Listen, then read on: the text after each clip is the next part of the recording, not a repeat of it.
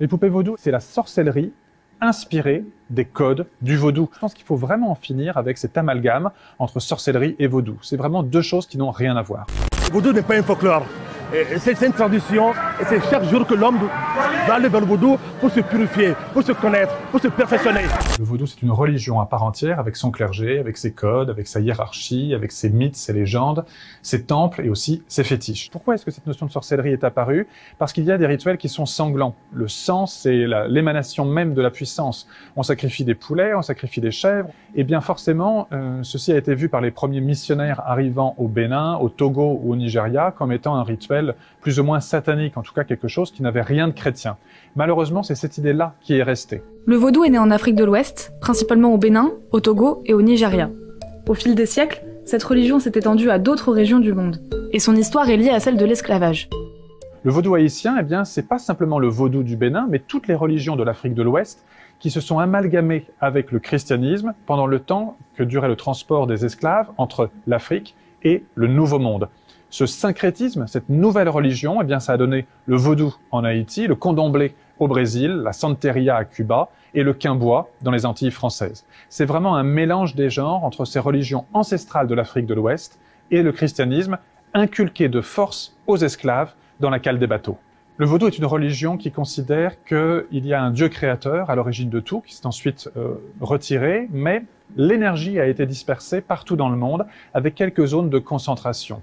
Et tout le rôle du vaudouisant est d'essayer d'interagir avec ces amalgames d'énergie sous la forme de divinités secondaires, des divinités de la nature, et de retrouver une sorte d'équilibre. Dans le vaudou béninois, il faut bien comprendre que les morts ne sont jamais totalement morts. Ce costume, c'est surtout pas celui d'un sorcier, c'est celui d'un mort. Ceux qui endossent ce costume, ce sont des initiés de haut grade à une société secrète qu'on appelle les Egungun. Ce sont ceux qui ont appris tout simplement à interagir avec les morts, ceux qu'on appelle les revenants, et qui vont être aptes à faire ce lien entre les vivants et les morts. Le vaudou, c'est quoi? C'est la nature, les 4 éléments de la nature. Respecter, connaître leurs principes, respecter leurs principes. Le vaudou est encore très présent au Bénin. J'ai envie de dire heureusement, parce que c'est partie intégrante de la culture de ce pays. Malheureusement, c'est un tout petit peu attaqué par certaines églises néo-protestantes, d'inspiration américaine principalement, mais également par certains courants islamiques qui s'en prennent à ce culte des idoles, à ce fétichisme, comme ils l'appellent.